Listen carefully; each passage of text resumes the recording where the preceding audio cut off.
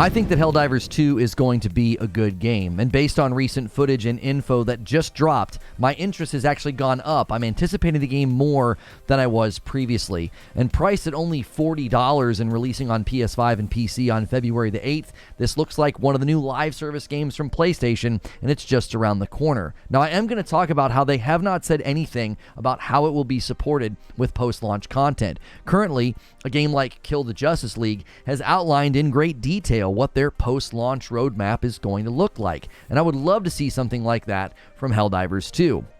Since PlayStation previously indicated that their live service games would launch day and date as multi-platform PlayStation and PC, they have actually, I think, passively admitted that this game will be live service. It's not going to just be on the PlayStation. They said, listen, we're going to launch it on those two platforms. Now, I actually think full multi-platform would be better for a game like this to have it land on the Xbox as well, but I understand PlayStation property not wanting to do that and making it look like it still is a piece of first-party property. Now, Helldivers 1 added ongoing content with new Helldivers packs, as well as new weapon packs. And I would imagine that Helldivers 2 could do a slightly different approach to this. But I want to break down what they say in the latest trailer, because even some of the footage, as I freeze it right here, I think continues to look very promising, especially if you look at the lighting effects as well as the particle effects. Typically in games like this, the lighting effects and the particle effects are not all that impressive, and I think this game continues to look very good. Now, the trailer is called United We Stand Galactic War Trailer, and the opening shots you just saw a second ago, they seem to indicate that there will be 8 planets in the game. They sort of show that, and it says, it's the Galactic War, right? But they don't actually say these are fully explorable open world planets. This game is going to be mission oriented, but they do show those 8 different planets in a shot where it says Galactic War, and they kind of talk about how that's going to work. They set the stage as to why you are actually always a different Helldiver when you dive into this game. Basically, you train, and then they cryo-freeze the soldiers, thaw them out whenever they are needed for battle. Now, I personally have always wondered how that's going to work. Like, are you really going to feel tethered to the game? Are you going to feel tied to your character if you're always a new Helldiver? Because there is progression in the game. They talk about it in the trailer. I'm going to talk about it in a moment. But what's going to make me really feel like I'm planted in the game? Because there's customization. You can make yourself look a certain way through buying different things and upgrading and changing your loadout. I'm sure there might even be cosmetics for sale at a certain point in time. Now, I will say that the game looks interesting. It looks fun. I do think it's going to be a good game. But as far as that ongoing loyalty, are people going to feel connected to their character? They do say that most of the time that you spend in Helldivers will be spent in combat fighting enemies. And you can use the galactic map to see where the enemies and the battles are. They say that you can decide where you want to go and what enemies you want to fight. And this footage here is showing that they give you very basic training and then freeze you, and then they thaw you out and you come into the game and you're fighting. Now, in the game, you're going to be receiving orders, and so this is essentially the top priorities of the war, because you can kind of do whatever you want, is what they indicated, but there's also going to be orders, things they need you to go do. There are 2 types of orders. There are major orders, and then there are personal orders. Major orders are described as big, long-lasting things that the community as a whole is working towards. Now, these are things that are central to the story. They go on to say that you can play a role in changing the galaxy itself by completing those. Now, the personal orders are for you and your squad to do together. And these are orders that you can also do in a particular way, and then you'll get a reward if you do it, like if you kill an enemy in a certain way. After orders, they detail operations. Now, operations are a number of missions, sort of like daisy-chained in order, and the lower difficulty actually end up having fewer missions for you to do, and as you unlock harder operations, they're going to have more missions for you to complete. Now, these missions have objectives spread out on the map, basic things like take this thing out, turn this thing down, kill this person, or actually alien, but there are also secondary or optional objectives when you're doing this. Now, you don't have to do these, but you are rewarded if you do. So they are giving you that freedom to choose the orders or choose the places you want to go, and then when you're doing those things, you can opt into the optional things that are happening on the planet or the optional things within the order itself. Kill things in certain ways, things like that.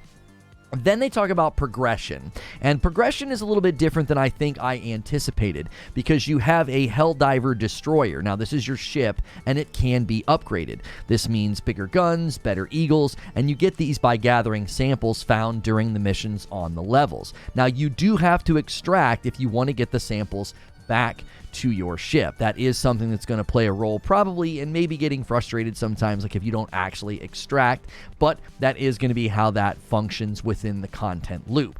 Now, the ship requisition is where you buy stratagems, and these are support items or ordnance that can be used in the battlefield. You might see them calling in these big explosions or calling in something to support the team, and those are your stratagems. And there's a variety of different kinds. I'm sure they might even add some later. I'll touch on that in a moment when I think through how I could see them supporting this game ongoing. Your weapons, your armor, and your grenades are acquired in your war bond, and this is where you spend medals. Medals are given for completing operations and orders. This is basically how you create a loadout to fit your playstyle, and I'm going to refer back to this when I talk about the ongoing content, okay? Because they refer to this in sort of a way where it feels like you're more customizing your loadout than actually sort of picking between individual Helldivers.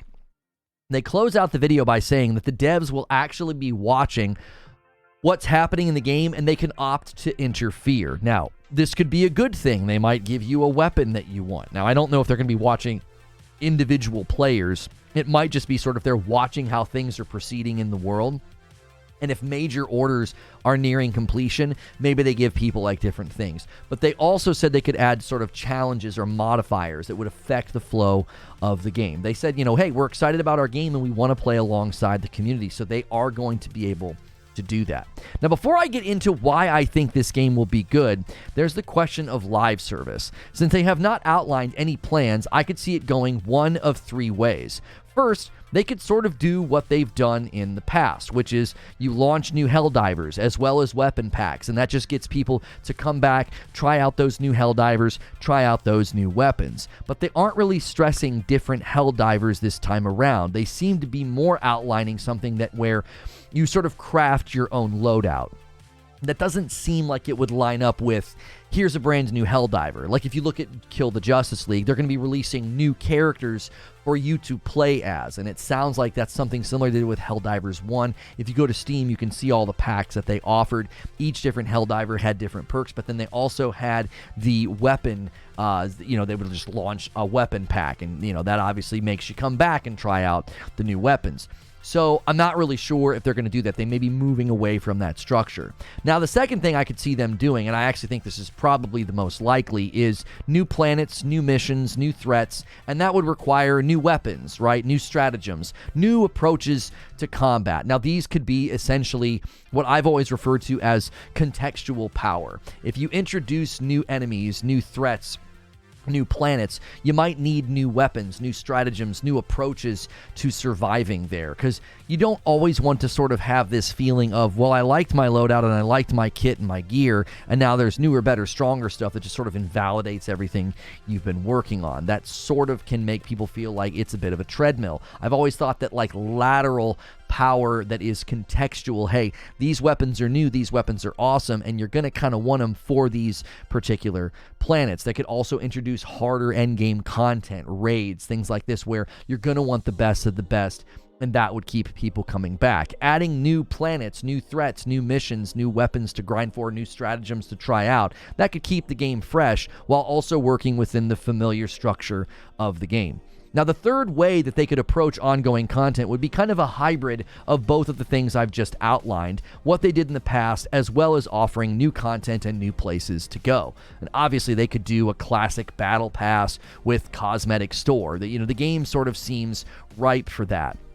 If you're logging in and you're playing with your buds and you're actually affecting the game world and you're working on orders and you're working on missions, a battle pass and cosmetics just sort of fits right in with that. That's part of the reason why I think this game will be good. They seem to have really captured what makes a co-op shooter fun. It's got a simple identity, a very simple concept, but executed in a fun and approachable way. They don't seem to be taking themselves too seriously. They sort of are tongue-in-cheek in the marketing, and they know what they are, okay? They're sort of in that 90s movie vibe, like Starship Troopers, and I think it just seems like a great and fun game, very approachable. I've consistently said that games like this could do very well if they make it fun, but also easy to put down. Now, that might seem crazy for a live service game, for me to be saying, yeah, you need to make your game easy to put down. But here's the thing.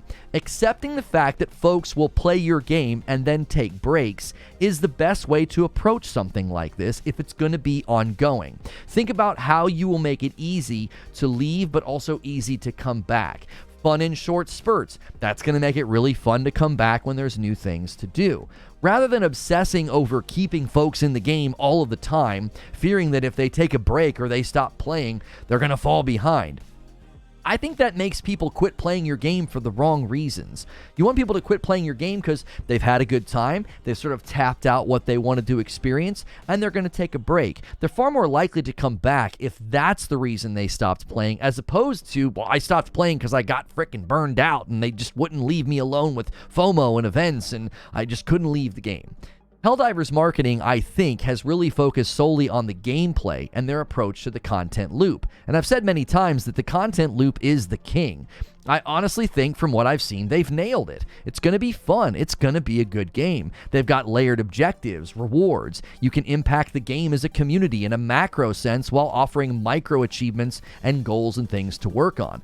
But the big question I always have for live service games is never, hey, can you make a good content loop? That's sort of assumed if you're building a game. You need a good content loop. You need a good gameplay loop, or why would we even talk about your game? My question is always, well, what am I going to be doing in month 7? What's going to make me come back in month 13? And so far, they have not spoken to that.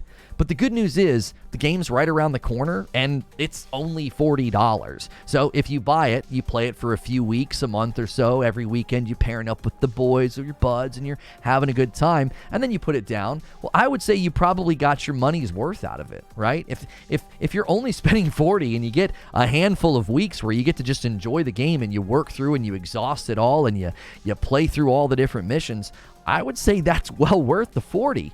Now, they could also approach this like the Justice League. Make it really easy to come back, dive in, and there'll just be sort of new content waiting for you. Because Kill the Justice League is not charging for any of the post-launch content. They may have a winning formula if they approach it in a similar way. You add new planets, you add new stratagems, you add new weapons, and you just let people come back and enjoy it. And then have like an optional cosmetic store. I also think one formula that they could try that could be on the table would be a more DLC style, where you buy expansions and maybe have seasons throughout the year while you're waiting for those expansions. That would be more of a Destiny style. Well, the season sort of brings a theme and things to grind for and work on, and maybe the planets and the missions are different and there's modifiers and sort of a thematic shift over the whole game that you maybe dovetail with a battle pass and a cosmetic store or something like that. I would pretty much be accepting of any ongoing format as long as there's no pay for power or pay to win, and there's new content and fresh experiences to be had. So, yes, I actually think that Helldivers 2 will be a good game. The only question mark is, will it last? Because that's always the question mark with a live service game. It's not whether or not it's good. It's not really whether or not it's fun. It's whether or not the game can last and get people to come back in the long haul picture, because that's where the money would come from to subsidize future content and give their company and the development team as well as Sony a reason to continue to invest and keep the game going. But that's just what I think. I'd love to know what you think. You can leave a comment below, and we also roll these premieres over into a writer's room that is reserved for the $6 member tier and above. So if you want to join the channel and be a part of what we do as well as our Discord, hit that join button, pick the $6 tier. As always, we do a live show and uploads like this all throughout the week. You just need to be subbed to the channel, and that's free. So hit subscribe, hit the bell button so I can see you in the next video.